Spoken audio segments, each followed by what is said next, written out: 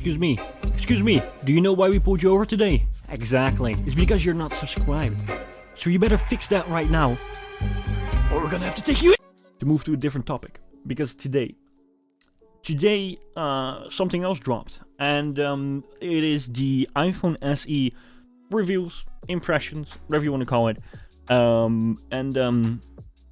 think we have to get into it. We will probably react to a few videos later, but for now, let's just talk about. Let's just look into what Mac Rumors has to say about all these reviews.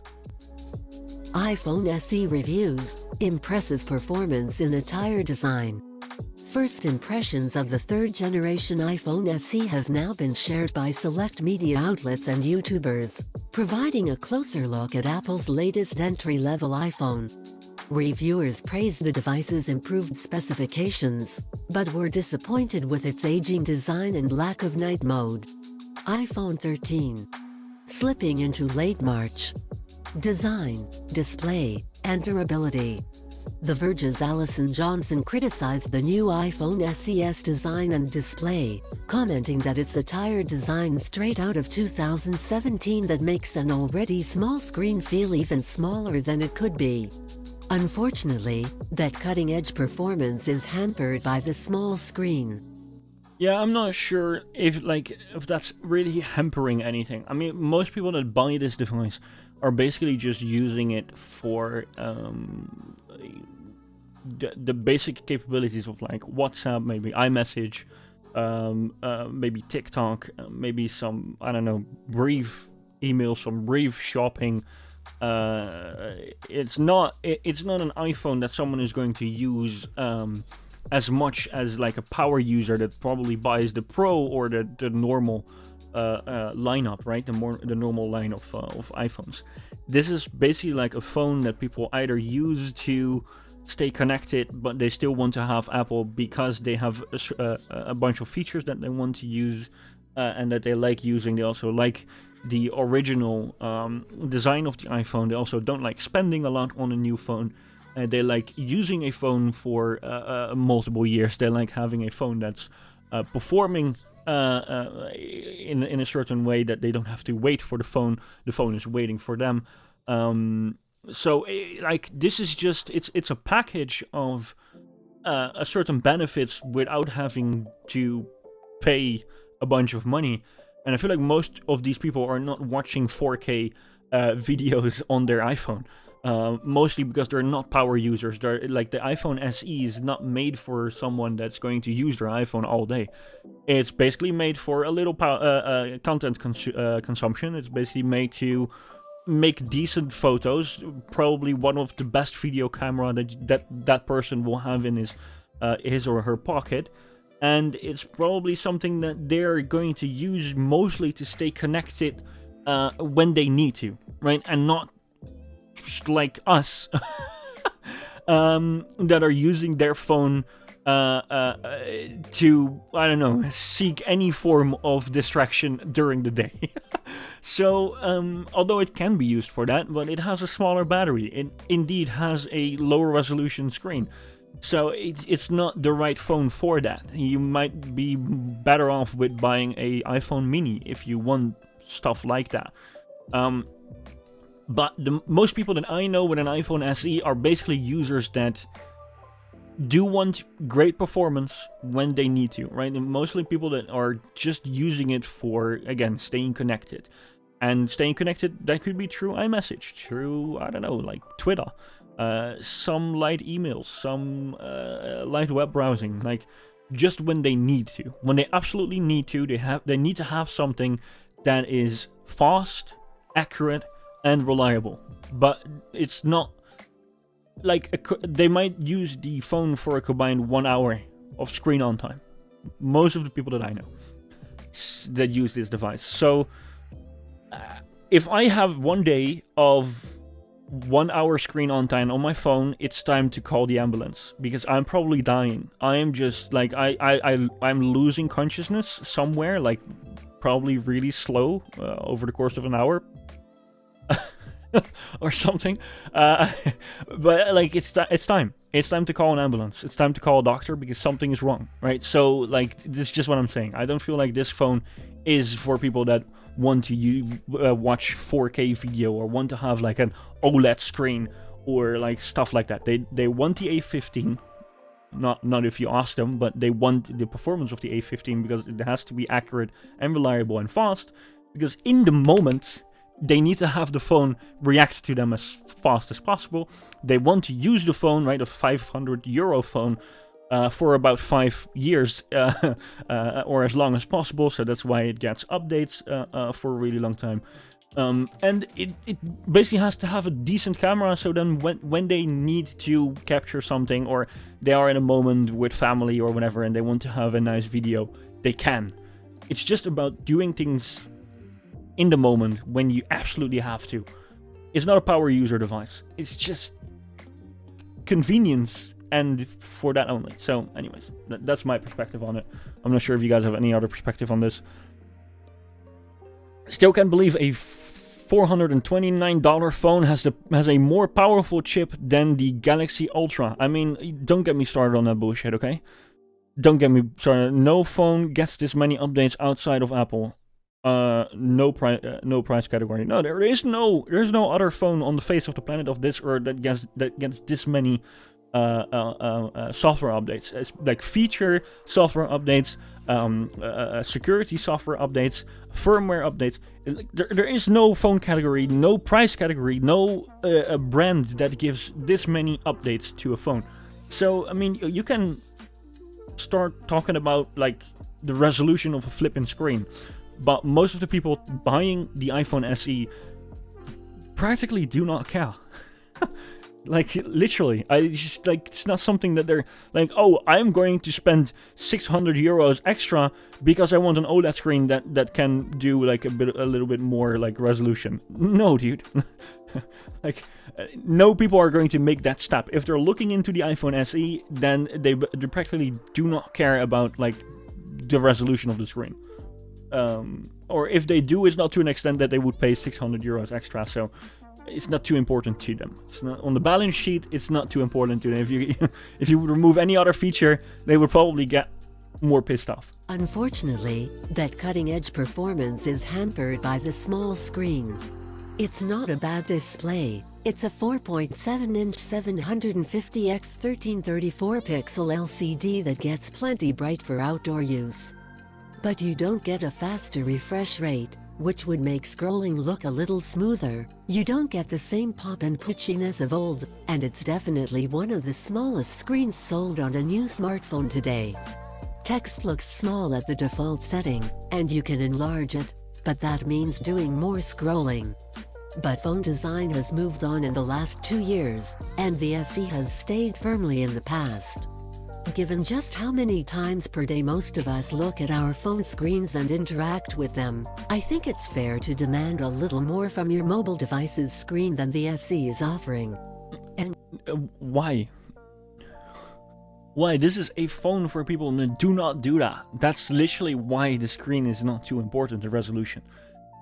It's basically something to pick up calls, decline calls, do some light texting, some light, maybe TikTok or something. Like, it's not so, like maybe some Instagram, if you wish, if you will. Is that something that you need a higher resolution for lately? I'm not sure, but I don't think so. I mean, the most people that I'm talking to that use the iPhone SE basically do not care. Engadget's Cherlin Low praised the device's more durable front and back glass, as well as the familiarity and reliability of the Touch ID fingerprint scanner. More importantly, Apple says the iPhone SE is covered in the same hardy glass used on the iPhone 13. While I have yet to drop my review unit, knowing that this will be more scratch-resistant offers some peace of mind. I don't use a case with the iPhone 13, and it's still pristine, despite having been tossed into bags with keys and other sharp objects. It does pick up fingerprints and smudges very easily, though. It's also nice that the iPhone SE is rated IP67 for dust and water resistance, something the Galaxy A52 5G and the Pixel 5a also offer. Unlocking the phone was a breeze, 2. And if you're familiar with the last iPhone SE's sensor, you'll be used to this, especially since the hardware is exactly the same. In Yeah, fact, but if you've never known life without the button below the screen and don't want to give it up, this is the only modern phone around with it. so yeah, I mean, obviously, like the sensor itself is the same, but like the image processor is going to be different because of like the new chip that's inside there. So I feel like you will still get better pictures out of it. And again, we're talking about the A15, right? 4 gigabytes of RAM in a device that is about $429. 5G, obviously sub, but still, like this is a device that is practically enough for basically anyone that needs their phone for business, for stuff that they need on the go. I don't know, paying for stuff, replying to a quick text message, taking that quick shot of a photo or maybe even a video. Like it's enough. In fact, if you've A15 Bionic and 5G connectivity, Johnson lauded the performance of the iPhone SE's A15 Bionic chip, the exact same chip from the iPhone 13 lineup. The iPhone 8 chassis that the SE uses may be vintage, but underneath lies Apple's very latest mobile processor, the A15 Bionic. It's the same one you'll find in the top-of-the-line 13 Pro Max. Again, the SE costs less than $500, and the 13 Pro Max costs more than twice that. That's just plain cool. And in day-to-day use, the SE behaves like a phone with a top-tier processor. Apps open quickly, and even the graphics-intensive Genshin Impact runs smoothly. There's not a lot that the SE can't do that a $1,000-plus phone can. Likewise, ZNet's Jason Cipriani noted the similarity of the iPhone SE's responsiveness to the high-end iPhone 13 Pro Max. Why did I hear a Luke Mignani? Am I crazy? I feel like I am. My personal experience confirms that the iPhone SE is just as fast as the iPhone 13 Pro Max, which is my main phone. It's not only noticeable in how fast apps open or when multitasking, but also while changing between camera modes, for example. With regards to 5G connectivity, Johnson said that support for it was a good future-proofing feature, even if it's not tremendously useful yet. Battery life. Johnson said that the iPhone SE benefits from a noticeable battery life improvement, especially compared to the previous generation model. Yeah, I mean, so obviously, like the A15 comes with like battery improvements because what was it inside it before? Was it the A14? No, A13, I think. So yeah, it's like going to be more efficient, right? So that's great. But I would say that like this is insane that a chip like that is basically in line with the top of the line 13 Pro Max. Again, like Moggy said, still can't believe a $420 phone has a more powerful chip than the Galaxy Ultra. It's insane. And just to imagine that it's the same with the iPad Air, having an M1 chip that has better performance, like twice the performance of the Tab S8 Ultra. It's insane. It's humiliating. It's crazy. The 2020's SE weakest point was its subpar battery life, so one feature that did get a boost this year is stamina. The 2022 SE includes a bigger battery, and power management is improved with the A15 chip. That results in an extra 2 hours of charge for most users, according to Apple, which checks out with my experience. I got through a day and a half of moderate use, and 1 full day of heavy use with some video recording, gaming, and a lot of screen on time with brightness boosted. Rear camera. Cipriani highlighted that most of the iPhone SE's camera improvements are computational and subtle as a result. The lone 12-megapixel camera is no slouch. While Apple didn't upgrade the hardware itself, the camera benefits from the A15 Bionic processor and its image signal processor. The end result is a camera that takes clear and crisp photos without any tinkering with settings. Johnson emphasized the benefits of deep fusion on the iPhone SE, but criticized the device's low light performance and lack of night mode. The new processor offers some software-based improvements for this generation, adding Apple's deep fusion technology to boost details in medium and dim lighting. It's a feature that engages automatically under certain conditions, and there's no way to tell an image metadata when it's being used. But I can say that photos of static subjects in crappy indoor lighting look plenty detailed. However, in very low light, the SE doesn't do as well.